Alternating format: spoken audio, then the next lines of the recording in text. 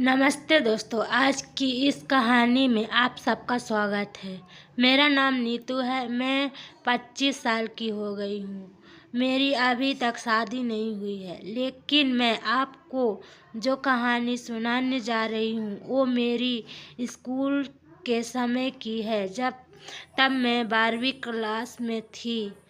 जब मैं 12वीं कक्षा में थी तब मेरा शरीर थोड़ा भारी भरकम हो गया था, जिससे मैं आकार में बड़ी दिखने लगी थी। वैसे मैं पढ़ाई में बिल्कुल भी अच्छी नहीं थी, इसलिए मुझे पास होना नामुमकिन हो सा लग रहा था। तब फेल ना हो जाऊं, इसलिए मैं हमेशा परीक्षा में नकल करके पास होती आई थी। आप जानते हैं कि लड़कियों के लिए नकल करना कितना आसान होता है, क्योंकि छुपाने के लिए कई जगह होती हैं और हमारी स्कूल में लड़कियों की ज़्यादा जांच भी नहीं होती थी, इसलिए मैं सभी परीक्षाओं में नकल करके आती थी और अच्छे अंक से पास हो जाती थी। इसी तरह करके मैं 10वीं पास कर चुकी थी, लेकिन अब मेरी 12वीं की परीक्षा भी करीब आ रही थी और तब मुझे बहुत डर लग रहा था, क्योंकि मेरी पढ़ाई नहीं हुई थी। सच बताऊं तो मेरा पढ़ाई में मन ही नहीं लगता था, क्योंकि ज़्यादातर चीज़ें मुझे याद भी नहीं थी, क्योंकि मेरे दिमाग अन्य विद्यार्थियों की तरह तेज नहीं था। इसलिए नकल करके अलावा मेरे पास कोई विकल्प नहीं था। और मेरी एक और सहेली, हम दोनों ने परीक्षा के एक सप्ताह पहले छोटी छोटी चिट बना के रख ली थी। तब मैं अपनी सहेली के घर जाकर हम दोनों सोचते थे कि नकल कहाँ छुपाई जाए ताकि हम पकड़ी न जाएं। मेरी सहेली भी मेरी ही तरह कमज़ोर थी, उसके घर पर कोई नहीं था। तब मेरी सहेली ने अपनी स्कूल की यूनिफॉर्म पहनी हुई थी। हमारी स्कूल की यूनिफॉर्म सफ़ेद रंग की लंबी फ्रॉक थी, इसलिए हम अपनी जांघों पर रबर बांधकर चिट को छुपाते थे। फिर परीक्षा में आराम से बैठकर जब हम फ्रॉक के अंदर हाथ डालते तो चिट आराम से मिल जाती। तब मेरी सहेली ने मुझे दिखाया कि कैसे उसने अपनी जांघों पर नकल वाली चिट बांध रखी है। कुछ चिट उसने अपनी छाती में भी छुपाई थी। बस एक दिक्कत थी कि नकल रखने के बाद ड्रेस के अंदर जो शर्ट होता है उसका ऊपरी बटन खोलना पड़ता था। मेरी सहेली ने तो कुछ चिट अपनी अंडरवियर में भी छुपाई थी। आगे की तरह छुपाने का मतलब था कि कोई हमारी अंडरवियर तो नहीं उतारेगा, लेकिन एक डर भी था कि अगर कोई लड़का बगल में बैठा हो तो उसके सामने नीचे हाथ डालकर चिट निकालनी पड़ेगी। हमारा प्रयास यही था कि ज़्यादा से ज़्यादा चिट वाली नकल अंडरवियर और छाती में छुपाई जाए, क्योंकि वहाँ कोई जांच नहीं करेगा। अगर सामने से टीचर आएंगे तो वे छाती और अंडरवियर को थोड़ा ही छुएंगे। यहाँ पर रखने से पकड़े नहीं जा का डर थोड़ा कम हो था। फिर कुछ दिन ऐसे ही निकल गए और परीक्षा का समय आ गया। अब हमारी चिंता भी बढ़ने लगी थी, लेकिन तब हमारी सोच के अनुसार हमारे सभी पेपर ठीक से होने लगे। बस एक आखिरी पेपर बायोलॉजी का बचा था, जिसमें बड़ी गड़बड़ी हुआ, क्योंकि मैं परीक्षा में बैठी थी और लिखना शुरू किया, तब आखिरी 20 मिनट ही बचे थे और मेरा पेपर अभी भी पूरा नहीं हुआ था। तब जल्दी जल्दी में मैंने जांघ पर छुपाई हुई चिट निकाली और लिखने लगी। मैं चिट को देखकर लिखने में मग्न थी कि तभी पीछे से सर कैसे आ गए मुझे पता नहीं चला। तब सर ने मुझे नकल करते हुए पकड़ लिया। फिर सर ने मेरे हाथ में वो नकल का चिट देखा। मैं चिट को फेंकने ही की कोशिश कर रही थी, लेकिन तब तक बहुत देर हो चुकी थी। सर ने मांगी और तब मैंने ना चाहते हुए भी उनके हाथ में चिट दे दी। फिर इस सर ने मुझे तुरंत बाहर निकाल दिया। तब मेरा चेहरा रोने जैसा हो गया। मैं सोच रही थी कि अब क्या करूं। तभी सर ने पेपर पर लिख दिया कि मैं नकल कर रही थी तो मैं इस साल फेल हो जाऊंगी। तभी थोड़ी देर बाद घंटी बजी और परीक्षा खत्म हो गई। मैं बाहर ही खड़ी रही। आखिरी पेपर और मंगलवार का दिन था। तब सभी बच्चों का पेपर होने के कारण सभी बच्चे अपने घर चले गए। तब मुझे बहुत डर लग रहा था कि अगर मैं फेल हो गई तो मेरा कुछ नहीं बचेगा। मेरे पिताजी मेरी शादी करवा देंगे। आखिरी में मैंने सोचा कि एक बार सर से माफ़ी मांग कर देख लूँ। तब मैं माफ़ी मांगने के लिए मैं सर के ऑफिस की तरफ गई। सर का ऑफिस ऊपरी मंजिल पर कोने में था। वहाँ अंधेरा था और तब तक ज़्यादातर शिक्षक जा चुके थे। आसपास कोई नहीं था। मैं धीरे धीरे सर के ऑफिस के पास गई। तब सर पेपर ठीक कर रहे थे। फिर मैंने दरवाजे पर दस्तक दी और पूछा, सर क्या मैं अंदर आ सकती हूँ?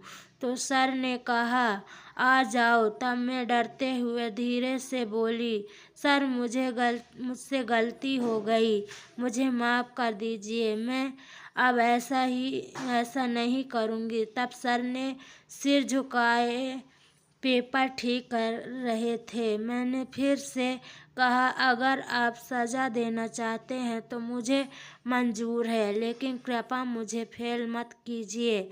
मैंने सिर्फ इतना ही नकल की थी और उसी समय पकड़ी गई। मैं झूठ बोले जा रही थी और सर कुछ बोले बिना अपना काम कर रहे थे। तब मुझे लगा कि अब सर मेरी बात नहीं सुनेंगे और मैं पास नहीं हो पाऊंगी। तब डरते डरते मैं सर के पास गई।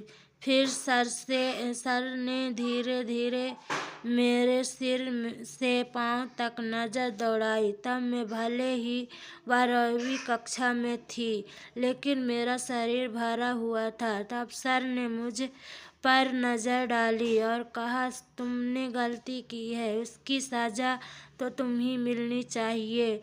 तब मैंने तुरंत कहा, सर आप कोई भी सज़ा दें, लेकिन मुझे फेल मत कीजिए। मेरी बात सुनकर सर ने कहा, लेकिन एक शर्त है, जो सज़ा मैं दूंगा उसके बारे में किसी को बताना नहीं और जो भी होगा वह हमारे बीच ही रहना चाहिए।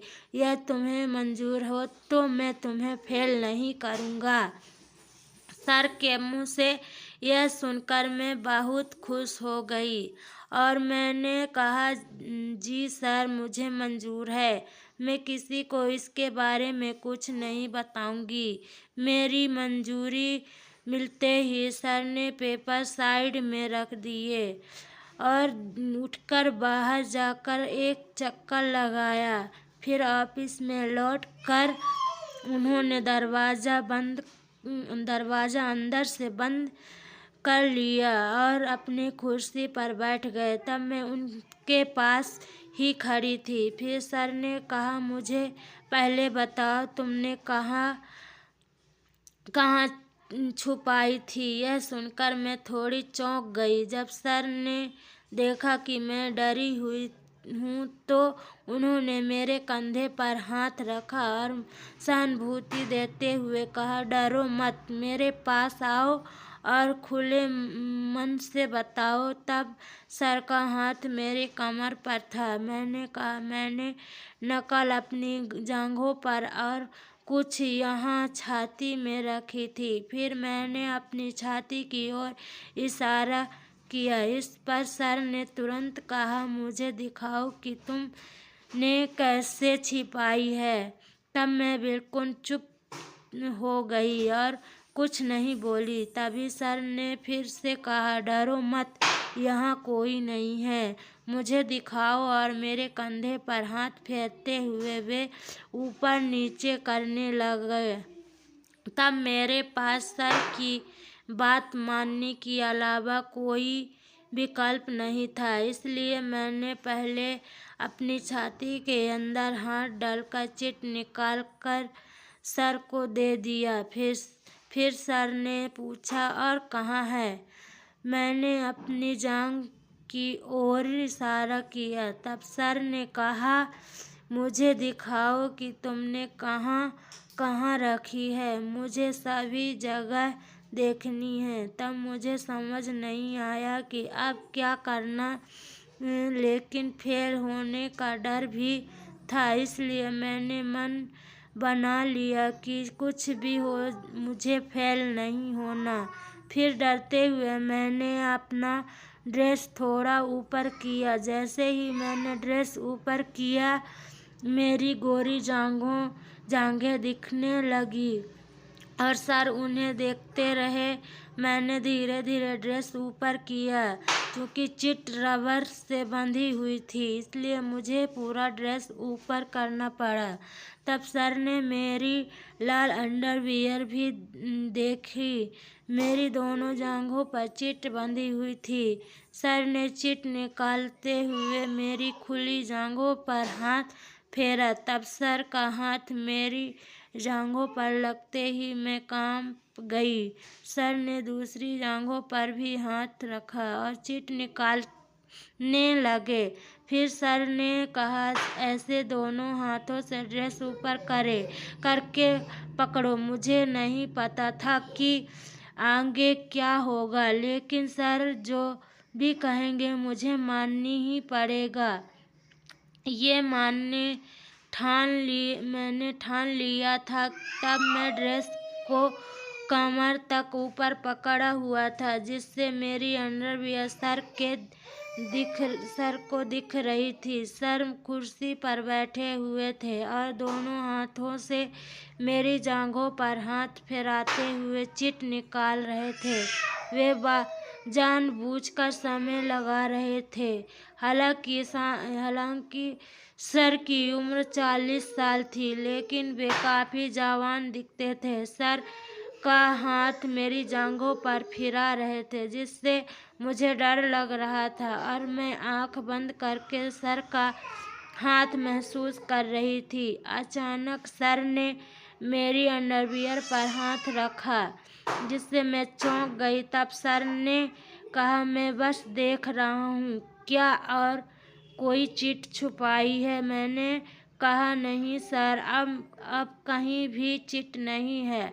सर ने कहा, मुझे तुम पर विश्वास नहीं है, मुझे अच्छे से देखने दो। फिर सर ने मेरी अंडरवियर पर हाथ फेराना शुरू कर दिया। सर का हाथ मेरे पास होते ही मैं गर्मी महसूस करने लगी।